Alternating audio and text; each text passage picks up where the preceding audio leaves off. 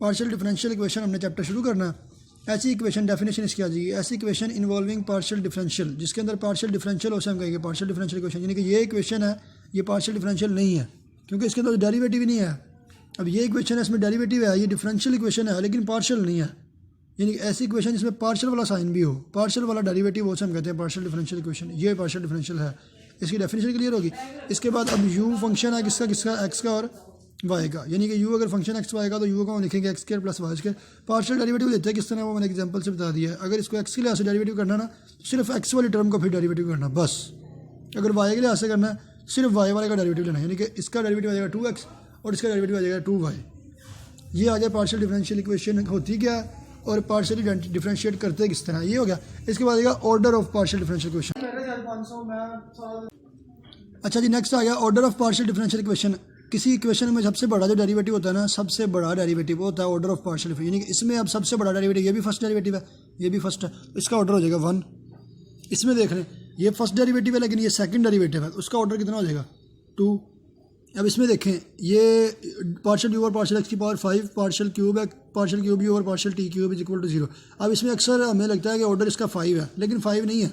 हमने जितना बड़ा डेरिवेटिव है, ये तो फर्स्ट ऑर्डर की डेरिवेटिव है, सिर्फ उसकी पावर 5 है, पावर नहीं देखनी, डेरिवेटिव कितना है। ये तीसरा डेरिवेटिव है यानी कि इसका 3, इसका ऑर्डर आ जाएगा 3। ये आ गया order of partial differential equation. इसके बाद आ जाएगी degree of partial differential equation. अच्छा, इसके बाद degree of partial differential equation, degree होती है जो सबसे बड़े डेरिवेटिव की पावर हो। अब यहाँ पे डेरिवेटिव ही एक है, मतलब सबसे बड़ा डेरिवेटिव यही है, पार्शियल यू और पार्शियल एक्स की पावर क्या 3, तो इसकी डिग्री कितनी हो जाएगी 3। इसके बाद इसमें देखना सबसे बड़े डेरिवेटिव की पावर। अब यहाँ पे डिग्री 4 नहीं है, हालांकि इसकी पावर 4 ही है, सबसे बड़ी पावर ये है, लेकिन हमें देखना सबसे बड़े डेरिवेटिव की पावर, यानी कि इसकी पावर 1 है तो इसकी डिग्री हो जाएगी 1। इधर क्या होगी फिर डिग्री, सबसे बड़े डेरिवेटिव की पावर 3 है तो इसकी डिग्री हो जाएगी 3। ये आपके पास आ गया, डिग्री भी कंप्लीट हो गया। इसके बाद हमारे पास लीनियर पार्शियल डिफरेंशियल इक्वेशन। ऐसी पार्शियल डिफरेंशियल इक्वेशन जिसमें कोई यू का डेरिवेटिव और यू इकट्ठे मल्टीप्लाई ना हो रहे हो, उसे कहते हैं लीनियर पार्शियल डिफरेंशियल इक्वेशन। यानी कि यहाँ पे डेरिवेटिव तो है लेकिन साथ यू मल्टीप्लाई नहीं हो रहा, यहाँ पे डेरिवेटिव है लेकिन साथ यू नहीं है। अब यहाँ पे यू है लेकिन साथ डेरिवेटिव, यानी कि मल्टीप्लाई नहीं हो रहे, यू और उसका कोई भी डेरिवेटिव आपस में मल्टीप्लाई नहीं हो रहे, तो partial differential linear differential equation है।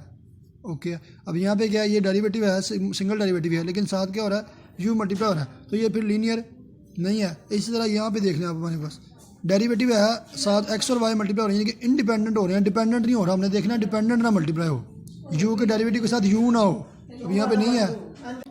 और ये सेकंड ऑर्डर डेरिवेटिव है, सेकंड ऑर्डर डेरिवेटिव हो या जो भी ऑर्डर हो, ऑर्डर का कोई इशू नहीं, साथ यू नहीं मल्टीप्लाई हो रहा, यानी कि डिपेंडेंट मल्टीप्लाई नहीं हो रहा।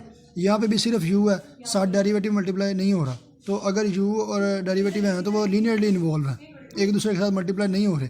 अगर नहीं हो रहे तो ये पार्शियल डिफरेंशियल इक्वेशन ये भी लीनियर है, यानी कि यू और उसका कोई डेरिवेटिव आपस में मल्टीप्लाई ना हो तो इसे कहते हैं लीनियर पार्शियल डिफरेंशियल इक्वेशन। अच्छा, कोजाई लीनियर अब किस तरह चेक करनी है। कोजाई लीनियर इस तरह चेक करते हैं कि सब इसको चेक करने के लिए जो सबसे बड़े डेरिवेटिव है ना, सबसे पहले उनको मार्क कर लें। अब इसमें ये फर्स्ट ऑर्डर है, इधर कोई डेरिवेटिव है नहीं, इधर भी सेकंड ऑर्डर है और इधर भी सेकंड ऑर्डर, उन दोनों को मार्क कर लें। उन दोनों को मार्क कर लिया, उन दोनों की पावर 1 होनी चाहिए सबसे पहली बात। इसकी पावर भी क्या 1 है, उस डेरिवेटिव की पावर क्या होनी चाहिए 1। जब ये हो जाए सेटिस्फाई, अब इसके बाद कोजाई के लिए पहली कंडीशन ये है, दूसरी कंडीशन ये है कि इस डेरिवेटिव के साथ इसके ऑर्डर का डेरिवेटिव को मल्टीप्लाई ना हो रहा हो, बस। यू भी हो सकता है, देखें यहाँ पे आपके सामने यू है, यहाँ पे भी यू स्क्वायर है, ये चल जाएगा। लीनियर में नहीं चलता लेकिन कोजाई में चलता है। ये कोजाई इक्वेशन है, क्यों है, क्योंकि जो सबसे बड़े डेरिवेटिव है, सबसे पहले इनकी पावर 1 होनी चाहिए और फिर उसके साथ उस ऑर्डर का कोई डेरिवेटिव मल्टीप्लाई ना हो रहा हो। अगर हो रहा हो तो फिर कोजाई नहीं है। अब यहाँ पे नहीं हो रहा, इसके साथ सेकंड ऑर्डर डेरिवेटिव नहीं है, बल्कि फर्स्ट ऑर्डर भी नहीं है, सिर्फ यू है, इसके साथ भी कोई भी नहीं है, सिर्फ यू है, तो ये कोजाई है। अब ये नीचे वाली ये वाली कोजाई नहीं है, क्यों, यहाँ पे 2u था, ये तो ओके है। ये सेकंड ऑर्डर इसको मार्क कर लिया, ये भी सेकंड ऑर्डर इसको भी मार्क कर लिया, इसकी पावर भी 1 है, इसकी पावर भी 1 है, लेकिन ये सेकंड ऑर्डर के साथ सेकंड ऑर्डर पड़ा हुआ है मल्टीप्लाई में। इस तरह का काम नहीं होना चाहिए कोजाई में। अगर इस तरह काम हो तो वो कोजाई नहीं होती। कोजाई कब होती है, जब हाईएस्ट ऑर्डर्स की पावर 1 हो और उसके बाद उनके साथ हाईएस्ट ऑर्डर के साथ हाईएस्ट मल्टीप्लाई ना हो रहा हो, बस। इस तरह से बन जाती है हमारे पास कोजाई लीनियर इक्वेशन। आगे आगे homogeneous partial differential equation. Homogeneous partial differential equation वो होती है जिसकी हर टर्म में यू कहीं ना कहीं नज़र आ रहा हो, सादा यू या डेरिवेटिव में या किसी भी तरह इसकी हर टर्म में यू नज़र आ रहा है, तो ये होमोजीनियस है। जिसमें ना नज़र आ रहा हो नॉन होमोजीनियस। नेक्स्ट जो टॉपिक है हमारे पास वो है formation of partial differential equation, यानी कि पार्शियल डिफरेंशियल इक्वेशन बनती किस तरह। इसमें सबसे पहला मेथड है वो है एलिमिनेशन ऑफ आर्बिट्रेरी कॉन्स्टेंट्स, यानी कि जो हमारे पास कॉन्स्टेंट होंगे आर्बिट्रेरी कॉन्स्टेंट कौन सा होता है जिसकी वैल्यू पता ना हो, यानी कि ए बी सी वगैरह, उनको क्या करना है, एलिमिनेट करना है, क्वेश्चन में से किसी भी तरह ख़त्म करना है। पहला मेथड हमारे पास ये है, ठीक है। इसका कुछ थ्योरी लिखी है इन्होंने, लेकिन थ्योरी पढ़ने की वैसे ज़रूरत भी नहीं है। आप डायरेक्ट क्वेश्चन में है एग्जाम्पल नंबर 2 पे। अब हमने करना क्या है, सबसे पहले आपने देखना है इसमें डिपेंडेंट वेरिएबल कितने हैं। डिपेंडेंट होता है जिस पे डिपेंड कर रहा है वो जेड है, नज़र आ रहा है, और इंडिपेंडेंट कितने होते हैं, ये 2 एक्स और वाई, ये आगे इंडिपेंडेंट, यानी कि क्वेश्चन में एक डिपेंडेंट होना, उसके अलावा जितने भी और डिपेंडेंट होते हैं, यानी कि अब जेड डिपेंडेंट है, एक्स और वाई क्या है, इंडिपेंडेंट। अब जितने इंडिपेंडेंट वेरिएबल हैं, कांस्टेंट भी कितनी है, 1 और 2, 2 ही कांस्टेंट हैं, 2 इंडिपेंडेंट वेरिएबल हैं, तो जो आंसर आएगा ना वो लीनियर इक्वेशन आएगी। ये उन्होंने ऊपर वहाँ पे लिखा हुआ है, ये ट्रिक भी है। अगर आपके पास 2 डिपेंडेंट वेरिएबल है, 2 इंडिपेंडेंट वेरिएबल है और 2 ही कांस्टेंट्स आर्बिट्रेरी, तो आपका जो आंसर आएगा वो लीनियर इक्वेशन आएगी। लीनियर क्या होती है, डेरिवेटिव के साथ z मल्टीप्लाई ना हो रहा हो, जैसे वहाँ पे था डेरिवेटिव के साथ u मल्टीप्लाई, ये डेरिवेटिव x के लिहाज से, लेकिन साथ z नहीं है, ये भी डेरिवेटिव के साथ z नहीं, यानी कि लीनियर है, वाकई है। अब ये बात सिर्फ कंसेप्ट के लिए थी, इसकी वजह से कोई ज़रूरत नहीं है सच। अब आप क्वेश्चन की तरफ आ जाएँ, ए और बी को ख़त्म करना हमारा मकसद है। किस तरह होगा, पहले इसका डेरिवेटिव लेने विद रिस्पेक्ट टू, हर क्वेश्चन ऐसे करना है एक ही पैटर्न से। इसका derivative with respect to x, मैंने पार्शियल डिफरेंशिएट को डेरिवेटिव को पूरा तरह एक्सपेंड किया, पूरी तरह क्या होता है भला, partial z over partial x है ना, इसका आंसर होगा पार्शियल पूरा फंक्शन ओवर पार्शियल एक्स, फिर partial x over partial x, फिर पार्शियल पूरा फंक्शन ओवर पार्शियल वाई, फिर partial y over partial x. 2 independent variable अगर डिफरेंट हो तो उसका आंसर 0 हो जाता है, 2 इंडिपेंडेंट अगर सेम हो तो उसका आंसर 1 हो जाता है, और इसका आंसर ए ही आना। यानी कि ये इसको सॉल्व करने का पूरा तरीका है, लेकिन आपने इसके वैसे भी याद कर लेना है। अब ये एक्स के लिए ऐसे कर रहे हैं, सिर्फ एक्स वाला डेरिवेटिव लेंगे, सिर्फ इस टर्म का डेरिवेटिव लेंगे बस, partial z over partial x का आंसर फिर ए आ गया, सिंपल। इसी तरह partial z over partial y का आंसर क्या आ जाएगा, बी आ जाएगा, सिंपल है। अब ए की जगह पे हम क्या लिख सकते हैं, partial z over partial x या सिंपली जेड एक्स, और बी की जगह पे क्या लिख सकते हैं, जेड वाई। अब हमने इस इक्वेशन नंबर 1, 2 और 3 इन तीनों में से ए बी को एलिमिनेट करना था, यानी कि इधर ए बी नजर आ रहा है, उसको खत्म करना है दोनों को यूज़ करके। अब जहाँ पे ए है वहाँ पे जेड एक्स लिख दिया, जहाँ पे बी है वहाँ पे जेड वाई लिख दिया, यही आपके पास आंसर आ गया। एग्जाम्पल नंबर 2 आपकी क्लियर होगी। एग्जाम्पल नंबर 3 पे आ जाए, z is equal to a x plus b y plus a square plus b square. सबसे पहले करना एक्स के लिए derivative partial z over partial x, सिर्फ ए वाला डेरिवेटिव आ जाएगा, सिर्फ ए, फिर वाई के लिए से सिर्फ बी। अब जहाँ पे ए नजर आ रहा है क्वेश्चन में वहाँ पे जेड एक्स लिख देंगे, यहाँ पे बी नजर आ रहा है वहाँ पे जेड वाई लिख देंगे, ये आपके पास आंसर आ गया। उन्होंने फर्दर जेड एक्स को पी कहा हुआ है, जेड वाई को क्यू, हमारे कहने से क्या होता है, जो मर्जी नाम रख लें, जेड एक्स जेड वाई भी ठीक है, आपका आंसर सही है। अगला example number 4, z is equal to x square plus a y square plus b. उसी तरीके से आपने ए और बी को ख़त्म करना है। किस तरह करेंगे, पहले डेरिवेटिव लेंगे विद रिस्पेक्ट टू एक्स, इसका डेरिवेटिव लेंगे विद रिस्पेक्ट टू एक्स। अब एक्स के लिए ऐसे लेंगे तो ये वाई स्क्वायर प्लस बी तो पूरा कॉन्स्टेंट है, कॉन्स्टेंट तो साथ वैसे का वैसे आ जाना। इसका डेरिवेटिव लेना with respect to x, x square plus a का, एक्स स्क्वायर प्लस ए का डेरिवेटिव हो जाए 2x और साथ वाई स्क्वायर प्लस बी। मैंने साइड में किया हुआ है कि मुकम्मल किस तरह करना, पूरा पार्शियल डिफरेंस जैसे पीछे समझाया था, एक बार partial x over partial x, एक बार partial y over partial x, partial y over x ने 0 बन जाना, एक्स ओवर एक्स ने 1 बन जाना, और बचना यही है। या मैंने आपको ट्रिक बता दिया कि सादा एक्स के लिहाज से सिर्फ एक्स वाले टर्म का करना है, और वाई की बारी सिर्फ वाई वाले का। अब ये आ गया partial z over partial x, इसी तरह ये partial z over partial y, दोनों की वैल्यूज आ गई। हमने करना क्या, हमने ए और बी को ख़त्म करना है। अब ए और बी खत्म होते हैं, अभी तक तो नज़र नहीं आ रहे, ये आ गई पार्शियल जेड एक्स की वैल्यू, ये आ गई जेड वाई की वैल्यू। अब जेड एक्स और जेड वाई क्या कर दिया, मल्टीप्लाई कर दिया। क्यों किया भला, क्योंकि यहाँ पे वाई स्क्वायर प्लस बी नजर आ रहा था, यहाँ पे एक्स स्क्वायर प्लस ए नजर आ रहा था। अगर मल्टीप्लाई होंगे तो यहाँ पे भी मल्टीप्लाई नजर आ रहे थे, देखा ना। हमने कुछ थोड़ा सा इसको देखना भी है कि किस तरह खत्म होना है। अब इनको मल्टीप्लाई किया, ये आया 7 4x वाई, 2 और 2 4x वाई, उधर जाके डिवाइड हो जाएगा, यानी कि एक्स स्क्वायर प्लस ए और वाई स्क्वायर प्लस बी की वैल्यू हो जाएगी 1/4x वाई जेड एक्स और जेड वाई। अब ये वैल्यू कहाँ पे है, क्वेश्चन में ये राइट साइड पे, यानी कि पूरी राइट साइड पे। इसकी जगह पे हम ये लिख देंगे 1/4x वाई जेड एक्स और जेड वाई, वो लिख देंगे। इक्वेशन नंबर 1 में मैंने वैल्यू पुट की, तो 4x y z is equal to z x z y, आपका आंसर आ गया। एग्जाम्पल नंबर 5 आ गई, z is equal to a x plus b y square plus 1। अब इसको पहले स्क्वायर ओपन कर लें, कर लिया, इसके बाद डिफरेंशिएट कर लें विद रिस्पेक्ट टू एक्स। अब एक्स के लिहाज से ये बन जाना 2a स्क्वायर एक्स, ये कॉन्स्टेंट है 0 आ जाएगा, इसका बन जाएगा 2ab। इसी तरह ये आ गया एक्स के लिहाज से डेरिवेटिव, इसी तरह आपने वाई के लिहाज से डेरिवेटिव ले लिया। अब एक्स के लिहाज से लें तो यहाँ पे 2ab नजर आ रहा है, जेड के लिहाज वाई के लिहाज से लें यहाँ पे 2abx नजर आ रहा है।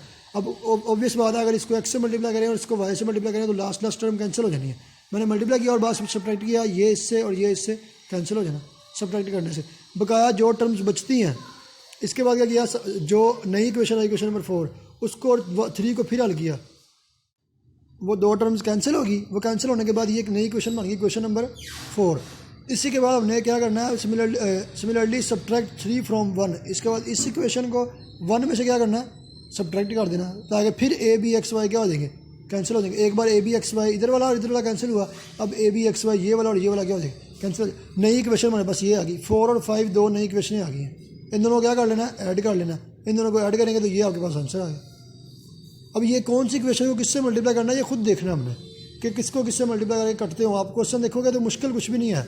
यहाँ पे 2ab नज़र आ रहा था, हमने खुद जानबूझ के उसको एक्स से मल्टीप्लाई किया ताकि ए बी एक्स वाई बन जाए। यहाँ पे एक्स नज़र आ रहा था, खुद वाई से किया ताकि ए बी एक्स वाई बन जाए, ताकि वो सेम हो क्या हो जाए, कैंसिल हो जाए। अब ए बी एक्स वाई बनाया था, यहाँ पे भी नज़र आ रहा था, उसको उससे भी काट देना एक बार। बिकॉज जो टर्म्स आ गई, एक बार यहाँ पे नज़र आ रहा है ए स्क्वायर बी स्क्वायर माइनस में, ये माइनस वाला ये प्लस वाला, यहाँ पे ये प्लस वाला ये माइनस वाला, अगर ऐड करें तो ये कैंसिल हो जाते हैं। सिर्फ ए और बी खत्म करना है किसी भी तरह से, ये आपके पास आंसर आ गया। अगला क्वेश्चन एग्जांपल नंबर 6, एक्स के over a square plus y square b square equal plus z square over c square equal to 1। सबसे पहले एक्स के लिए से डेरिवेटिव। अब एक बात याद रखनी है, जरा बड़ा ध्यान से यहाँ से सुने। जब एक्स के लिए से डेरिवेटिव करेंगे, हमें लगता है कि सिर्फ एक्स वाली टर्म को डेरिवेटिव करेंगे, वो बात होती है सिर्फ इंडिपेंडेंट के लिए। यहाँ पे जेड भी आ गया, जेड डिपेंडेंट है, अगर डिपेंडेंट हो उसको डेरिवेटिव करते ही करते हैं। यानी कि अगर आपके पास इस तरह लिखा हो ना, यू ऑफ एक्स वाई, अगर डेरिवेटिव में आपके पास फर्ज करें रकम हो x square plus y square, अब इसका एक्स स्क्वायर डेरिवेटिव सिर्फ 2x ही आना है, ठीक है। लेकिन अगर फंक्शन होता है ना x square plus y square plus u square भी, यू जो कि डिपेंडेंट है, फिर आना था 2x plus 2u partial u और पार्शियल एक्स। इसका भी डेरिवेटिव लेना एक्स के लिहाज से, पहले आ जाएगा 2u फिर आ जाएगा पार्शियल यू और, यानी कि डिपेंडेंट को नहीं छोड़ते होते, इंडिपेंडेंट अगर कोई और आ जाए उसको तो छोड़ देते हैं। यहाँ पे अब जेड डिपेंडेंट भी आ गया, तो इसका एक्स के लिहाज से डेरिवेटिव आ जाएगा, पहले इसका डेरिवेटिव लेंगे 2x ओवर ए स्क्वायर, ये तो जीरो हो जाएगा, ये आ जाएगा 2z ओवर सी स्क्वायर और partial z over partial x. ये आ गई पहली क्वेश्चन। इसी तरह इसको वाई से भी करेंगे, आ जाएगी दूसरी क्वेश्चन। अब ये आ गई क्वेश्चन नंबर 1 और ये आ गई क्वेश्चन नंबर 2। अब जो क्वेश्चन नंबर 2 आई है उसको फिर करेंगे विद रिस्पेक्ट टू एक्स, यानी कि इसको पहले वाई से किया, जो आंसर आया उसको किससे किया, एक्स से किया।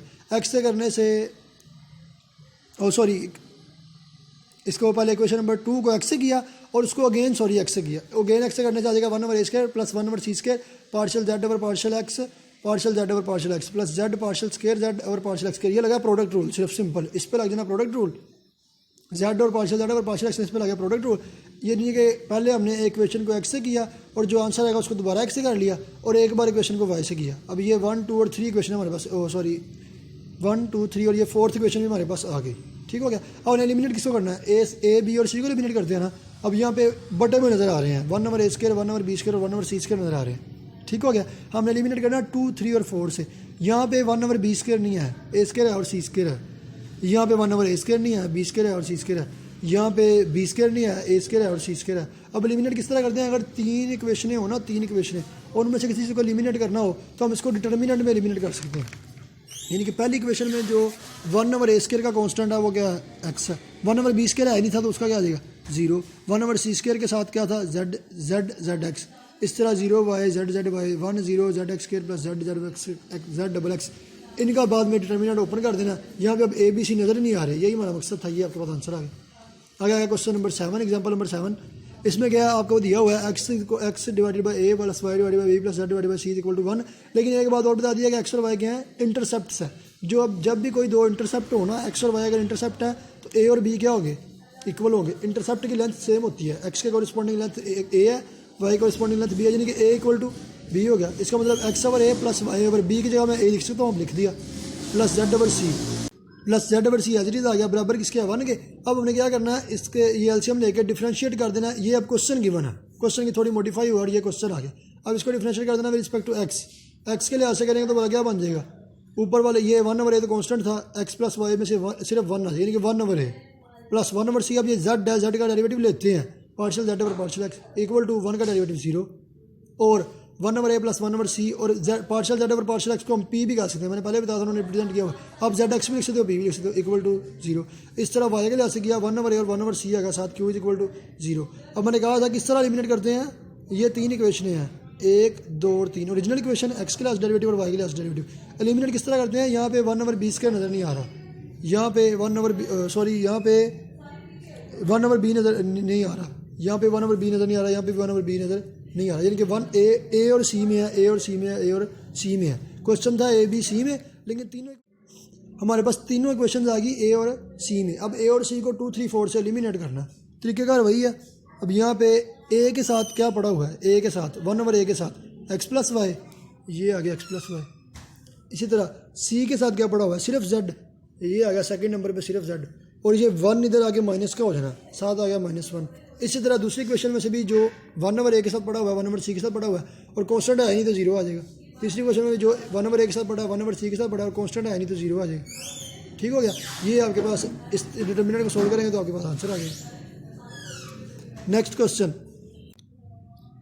अच्छा एग्जांपल नंबर 8 हमारे पास x² + y² + z - c² = r²। अब याद रखना है z हमारे पास डिपेंडेंट है, ये आ गया x के लिहाज से डेरिवेटिव, ये आ गया y के लिहाज से डेरिवेटिव।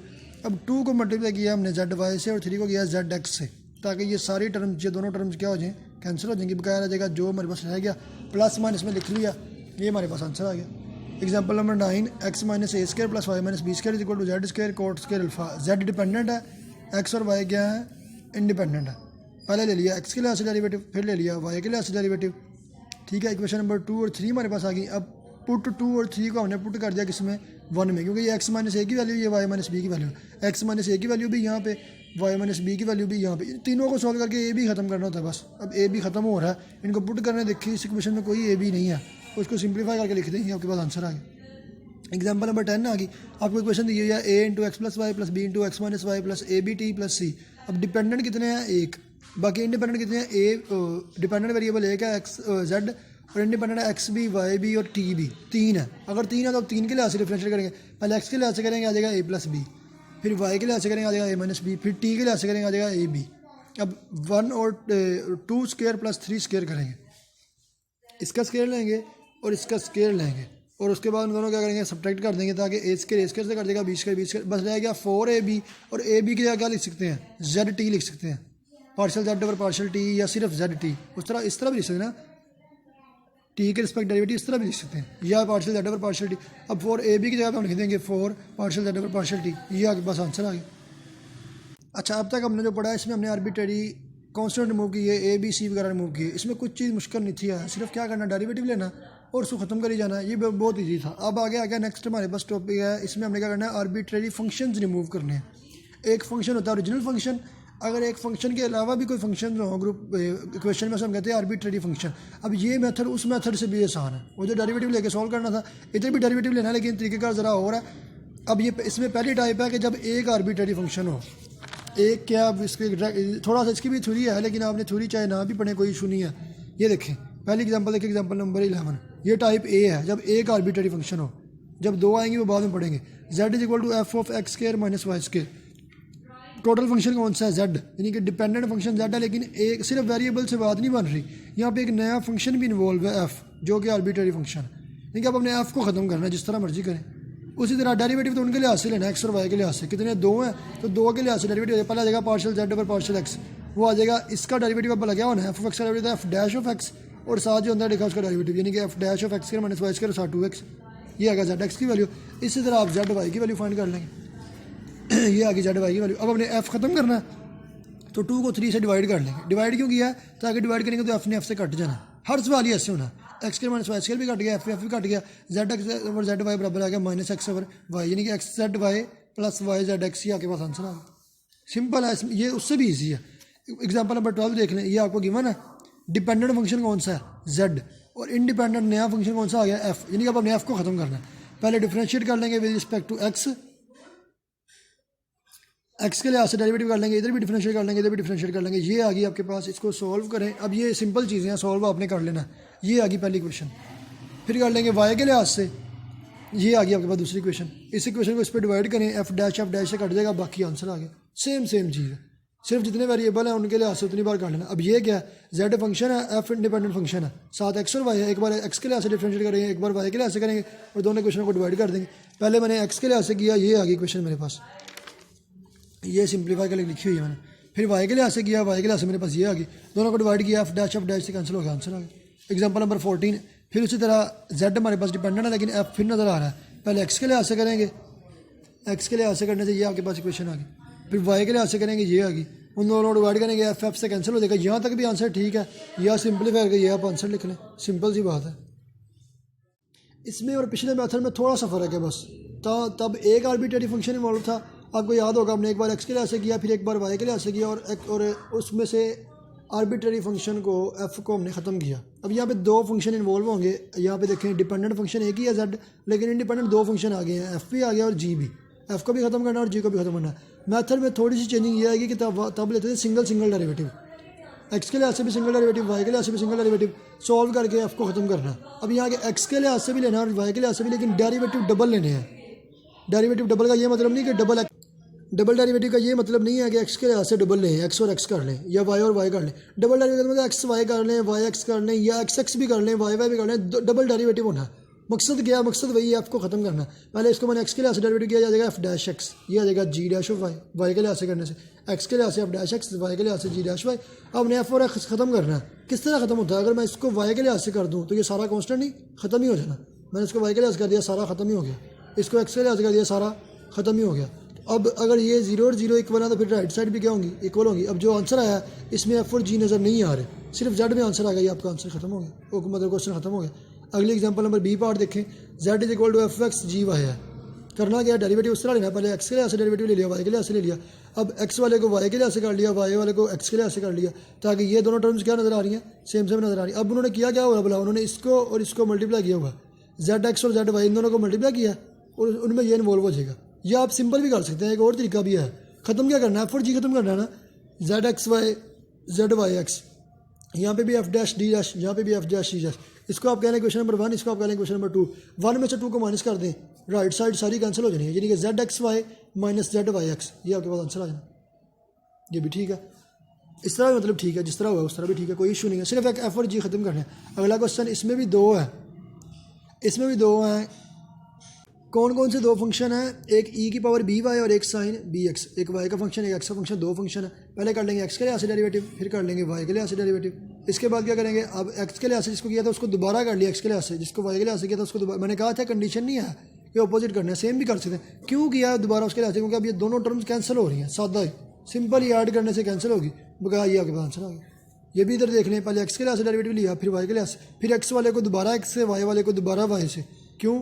अब इसके बाद क्या होगा? ये आ गया partial z over partial y square, partial z over partial y हमने कर लिया, ठीक हो गया। इसके बाद ये सेकंड डेरिवेटिव आ गया जेड के लिहाज, वाई के लिहाज से। अब हमने इसको मल्टीप्लाई कर देना वाई स्क्वायर से, और उस एक्स वाले डबल डेरिवेटिव को एक्स स्क्वायर से, वाई वाले डबल डेरिवेटिव को वाई स्क्वायर से। क्यों किया ये सब कुछ? क्योंकि अब टर्म्स कैंसिल होने लग पड़ेगी। अब इनमें से 6 और 7 को माइनस करेंगे, सारी टर्म्स कैंसिल हो जाएंगी। जो आंसर आया इसमें अब क्या, अब जो हमारे पास आंसर आया है सिंप्लीफाइड फॉर्म है, लेकिन यहाँ पे भी क्या नज़र आ रहा है? जी डैश नज़र आ रहा है। एफ और जी को ख़त्म करना होता है, अब जी डैश अभी भी हमने ख़त्म करना है। इसके बाद क्या करेंगे? मल्टीप्लाई करेंगे 2 को एक्स से और 4 को वाई से। इनको मल्टीप्लाई करके हम करेंगे सब्ट्रैक्ट, तो क्या होगी? कुछ टर्म कैंसिल हो जाएंगी और ये हमारे पास वैल्यू आ जाएगी x partial z over partial x minus Y partial z over partial Y equal to 2x Y ji dash of x. यानी कि जी डैश की वैल्यू नज़र आ रही है हमें, ठीक है ना? जी डैश की वैल्यू नज़र आ रही है इस पूरी टर्म की। इस पूरी टर्म की वैल्यू जो यहाँ तक सोल्व हो गई थी, जो हमें आंसर लग रहा था लेकिन है नहीं था जी डैश की वजह से, उसमें इसको इस वैल्यू को पुट कर देंगे, इस वैल्यू को पुट कर दिया, ये आपके पास आंसर आ गया। नेक्स्ट भी सिमिलर ही है, बल्कि यह तो बहुत ईजी है, आपने खुद ही करते जाना है। Derivative with respect to x, फिर double derivative, derivative respect to t, फिर डबल डेरिवेटिव, उन दोनों क्या कर देना है? ऐड कर देना, सारी टर्म्स कैंसिल हो जाए, आंसर आ गया। इस तरह चलता जाना ये काम। नेक्स्ट क्वेश्चन आपके पास एक्स और वाई हैं इंडिपेंडेंट वेरिएबल। पहले एक्स के लिहाज से सिंगल डेरिवेटिव, फिर डबल डेरिवेटिव, फिर वाई का भी वाई के लिहाज से डेरिवेटिव, फिर डबल डेरिवेटिव। यहाँ से इसकी वैल्यू आप निकाल सकते हैं, इसको यहाँ से निकाला और इसमें पुट कर दिया, ये आपके पास आंसर आ गया। सिंपल ही है, मतलब आपने उसका सिंगल डेरिवेटिव लेना है और डबल डेरिवेटिव। कभी होता है कि एक्स का बाद में वाई के लिहाज से लेते हैं, वाई का एक्स के, और कभी मोस्टली ऐसे ही होता है कि जिससे लिहाज से ले रहे हैं उसी लिहाज से दोबारा। अब ये आपने खुद देख ली एग्जाम्पल नंबर 20। यानी कि काम ये हो सकता है क्वेश्चन थोड़ा लंबा हो, लेकिन है चीज़ बिल्कुल सिंपल। अच्छा, अब हमने पढ़ लिया है कि जिसमें एक फंक्शन इन्वॉल्व हो, जिसमें दो फंक्शन इन्वॉल्व हों। अब लास्ट पे एक टॉपिक है कि इसमें सिर्फ दो क्वेश्चन है, इसकी सिर्फ दो एग्जांपल्स हैं। अब ये किस तरह का है कि एक फाई फंक्शन है, ये इन्वॉल्व है x plus y plus z पे और x square plus y square plus z square पे, यानी कि दो फंक्शंस पे फंक्शन फिर क्या डिपेंडेंट है। अब ये किस तरह? एफ और जी नहीं गिवन है, यहाँ पे जो फंक्शन गिवन है वो फंक्शन किन किन का? एक्स वाई जेड का, एक्स वाई जेड का। यानी कि फाई एक फंक्शन है, वो डिपेंडेंट है दो फंक्शन पे, और उनका नाम एफ और जी की शक्ल में नहीं है। चेंजिंग क्या आई यहाँ पे? X plus y plus z में, x plus y plus z की शक्ल में, इस शक्ल में। अब हम इसको यू कह देंगे और इसको वी कह देंगे और फिर इनको सॉल्व करेंगे इस फंक्शन। इसका तरीक़ेकार वैसे ही है। अब अगर इसको मैं यू कह दूँ और इसको वी कह दूँ तो फाई किस किस पे डिपेंड कर रहा है, यू पे और वी पे, यानी कि फाई हो रहा है किस किस पे डिपेंडेंट, यू पे और वी पे। अब पार्शियल फाई और पार्शियल एक्स करना है पहले। अब इसको डिफरेंशिएट करने का एक और तरीका है, पार्शियल फाई और पार्शियल एक्स पहले फाइंड करना ना। अब ये डिपेंड हो रहा है यू और वी पे, partial phi over partial u, फिर partial u over partial x और partial x over partial x. सबसे पहले इस तरह लिखना, फिर partial phi over partial u over partial y और वाई ओवर एक्स। यानी करना हमने partial phi over partial x ही है, अंदर यू और एक्स को इन्वॉल्व करा लिया, फिर partial phi over partial x ही है, अंदर यू और वाई को, फिर पार्शियल फाई और पार्शियल एक्स ही है, अंदर यू और जेड को। फिर अब जिस तरह यू के साथ किया यही सेम बिहेवियर वी के साथ भी, पार्शियल फाई और पार्शियल एक्स ही फाइंड कर रहे हैं, लेकिन वी और एक्स, फिर वी और वाई, फिर वी और जेड। अब जो दो इंडिपेंडेंट वेरिएबल सेम होते हैं उनका आंसर 1 आता है, यानी कि इसका भी आंसर 1 और इसका भी आंसर 1 आता है। जो इंडिपेंडेंट वेरिएबल डिफरेंट होते हैं उनका आंसर 0 आता है, ये भी 0 है और ये भी 0 है। और इसके अलावा partial z over partial x और partial z over partial x, इसको हम लिखते हैं, इसको 0 नहीं कह सकते, इंडिपेंडेंट हमेशा 0 होते हैं, पहले बताया था। अब इसको हमने सोल्व करना है, जो 0 है खत्म हो जाएंगे, बकाया ये टर्म्स आ गई इक्वल टू 0। इनमें से जो कॉमन है, दो टर्म्स कॉमन आ गई, बकाया अंदर कॉमन आ गया। अब इसको डिफरेंशिएट 2 कर दिया, किसके लिहाज से, फिर डिफरेंशिएट हमने कर लिया, फिर इस इक्वेशन क्वेश्चन नंबर 2 को, फिर अब करना वाई के लिहाज से। सेम प्रोसीजर ये आ गई क्वेश्चन नंबर 4 आपके पास, वाई के लिहाज से करने के बाद।